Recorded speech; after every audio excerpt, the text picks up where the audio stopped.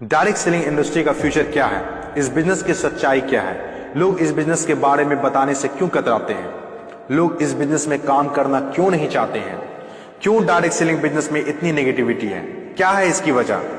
Direct selling business आने वाले वक्त का सबसे बड़ा बिजनेस है। क्यों?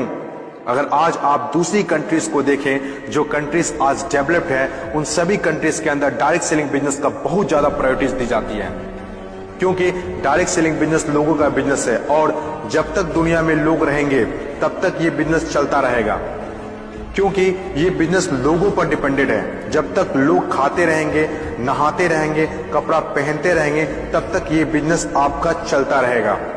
अपने इंडिया में कुछ लोग इसे फंसाने का काम बोलते हैं और कुछ लोग ये मानते हैं जिनके पास करने को कोई काम नहीं होता वे लोग ये काम करते हैं। मैं उन सारे लोगों से सहमत हूं, क्योंकि उन लोगों के पास अभी तक इस बिजनेस का प्रॉपर नॉलेज नहीं पहुंच पाई है।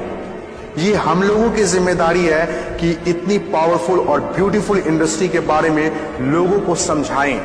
दुनिया में कुछ ऐसे भी काम होते हैं जो लोगों को आसानी से समझ में नहीं आते हैं। एक छोटा सा एग्जांपल देता हूं। हम लोग दिन भर फेसबुक, व्हाट्सएप और यूट्यूब कितना यूज करते हैं और इसके लिए आपसे एक भी पैसा नहीं लिया जाता है। तो जरा सोचिए उनकी कमाई कैसे होती होगी, जबकि फेसबुक दुनिया के टॉप 10 बिजनेस में आता है कमाई के मामले में। कुछ लोग सोचते हैं अगर फेसबुक जब हमसे पैसा नहीं लेता है तो कमाता कैसे होगा। कुछ लोग सोचते हैं पता नहीं कमाता भी होगा कि नहीं। कुछ लोग कहते हैं जो डाटा हम लोग यूज करते हैं उससे कमाता है।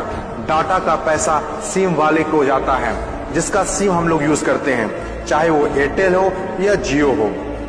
ना तो जानते हैं और ना ही जानना चाहते हैं कि कमाई आखिर कैसे होती है। दोस्तों, सबसे पहले आपके लिए ये जानना जरूरी है कि कोई भी इंडस्ट्री कैसे चलती है और कैसे बनती है। किसी भी नई इंडस्ट्री को चलने के लिए 4 फेज से गुजरना होता है। पहला जो फेज होता है वो होता है नेगेटिव फेज, और आज direct selling industry negative phase में है। ये फेज हर नई इंडस्ट्री को झेलना ही पड़ता है। जब भी मार्केट में नया बिजनेस आता है तो लोग पहले उसे ठीक से समझ नहीं पाते हैं और अनदेखा कर देते हैं। जैसे बैंकिंग सेक्टर के साथ हुआ, इंश्योरेंस सेक्टर के साथ हुआ, टेलीकॉम इंडस्ट्री के साथ हुआ। पहले ना तो लोग बैंक में पैसा जमा करते थे और ना ही इंश्योरेंस लेते थे, क्योंकि इंडस्ट्री नई थी, लोग डरते थे, किसी पर भरोसा नहीं था। लेकिन आज देखिए, यही इंडस्ट्री है जिसके बिना किसी राज्यों की कल्पना करना असंभव है। जब नई नई प्लास्टिक इंडस्ट्री स्टार्ट हुआ तो 95% लोगों ने इनकार कर दिया, ये कहकर कि यह पॉसिबल नहीं है। लेकिन उस वक्त भी 5% लोगों को विश्वास था और आज वही 5% लोग दुनिया में आगे हैं। आज हर चीज प्लास्टिक का है, जग हो या बाल्टी, कुर्सी हो या टेबल, खिलौना हो या फ्रेम, यहाँ तक कि डोर भी अब प्लास्टिक के हैं, जो आज से 20 साल पहले किसी ने सोचा भी नहीं था। आज direct selling business negative phase में है, इसीलिए इतनी सारी नेगेटिविटी है। और जब ये पॉजिटिव फेज की तरफ बढ़ता जा रहा है, नेगेटिव फेज में होने के बावजूद भी इस इंडस्ट्री ने कई लोगों की जिंदगियां बदल दी। दूसरा जो किसी भी इंडस्ट्री को फेस करना होता है वो दूसरा फेज होता है पॉजिटिव फेज। ये वो टाइम होता है जब लोगों का इंडस्ट्री के ऊपर ट्रस्ट बढ़ने लगता है, क्योंकि वे आसपास में रिजल्ट देख रहे होते हैं। और जो लोग उस वक्त डायरेक्ट सेलिंग बिजनेस में दिलचस्पी नहीं दिखा रहे होते हैं, अनदेखा कर रहे होते हैं, वे रिजल्ट देखने के बाद दिलचस्पी लेने लगते हैं और आपका काफिला और बढ़ने लगता है, रिजल्ट और बढ़ने लगता है, दिलचस्पी और भी लोगों में बढ़ने लगती है। जैसे बैंकिंग इंडस्ट्री और इंश्योरेंस इंडस्ट्री के साथ हुआ था। बैंकिंग इंडस्ट्री का वैल्यू तब पता चला होगा लोगों को जब किसी का पैसा घर में सुरक्षित नहीं रहा होगा। इंश्योरेंस के वैल्यू तब लोगों को पता चला होगा जब किसी के एक्सीडेंट होने के बाद उसके घर वाले को पैसा मिला होगा।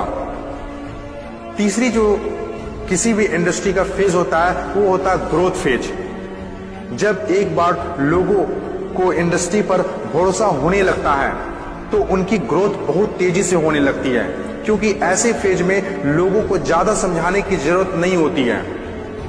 और जब तक कोई कंपनी ग्रोथ फेज में नहीं आती है तब तक लोग उसके साथ जुड़ना पसंद नहीं करते हैं और जैसे कंपनी ग्रोथ फेज में एंटर करती है तो लोग उसके साथ ऑटोमेटिक जुड़ना और काम करना स्टार्ट कर देते हैं। चौथी और आखिरी फेज, हर इंडस्ट्री को इससे गुजरना ही होता है, कंपटीशन फेज। हर एक इंडस्ट्री के अंदर एक वक्त ऐसा आता है जब कंपटीशन बढ़ने लगता है। इंडस्ट्री और कंपनीज की ग्रोथ को देखकर ज्यादातर लोग कंपनी के साथ जुड़ना और काम करना शुरू कर देते हैं। ज्यादातर लोग ज्यादा प्रॉफिट के चक्कर में कंपटीशन होने लगता है, फिर चाहे कोई सेक्टर हो, बैंकिंग सेक्टर हो, टेलीकॉम सेक्टर हो या ऑनलाइन शॉपिंग हो। आज के टाइम पर हर सेक्टर में हाई लेवल कंपटीशन है। ये टाइम हम सब के लिए बेस्ट टाइम है इस इंडस्ट्री को जानने के लिए, समझने के लिए और इसे करने के लिए। According to FICCI, direct selling industry का मार्केट साइज 6000 करोड़ आंका गया है। आज तक जितना हुआ है उसको देखते हुए फिक्की ने डिक्लेयर किया है कि डायरेक्ट सेलिंग बिजनेस 2020 से 25 तक 645 अरब तक की हो जाएगी। आपको इस बात को जानना बहुत जरूरी है कि अमेरिका, ऑस्ट्रेलिया, चीन, जापान, कोरिया और सिंगापुर जैसे बहुत बड़ी बड़ी डेवलप्ड कंट्रीज ने डायरेक्ट सेलिंग बिजनेस को बहुत हद तक अपना लिया है और वहां के सिटीजन भी बहुत जागरूक हैं। बदलाव के बिना तरक्की नहीं की जा सकती है और जो लोग अपने सोचने का तरीका नहीं बदल पाते हैं वे लोग अपनी जिंदगी में कुछ भी नहीं बदल पाते हैं। नोकिया, कोडेक जैसी बड़ी बड़ी कंपनियां चलाने वाले लोग भी अपने सोचने का तरीका नहीं बदल पाए, इसीलिए अपनी शानदार शुरुआत के बाद भी वो वक्त के साथ इतिहास के हिस्सा बन गए। इन तमाम बातों में से मैं एक बात बताना चाहता हूं, बदलाव ही प्रकृति का नियम है।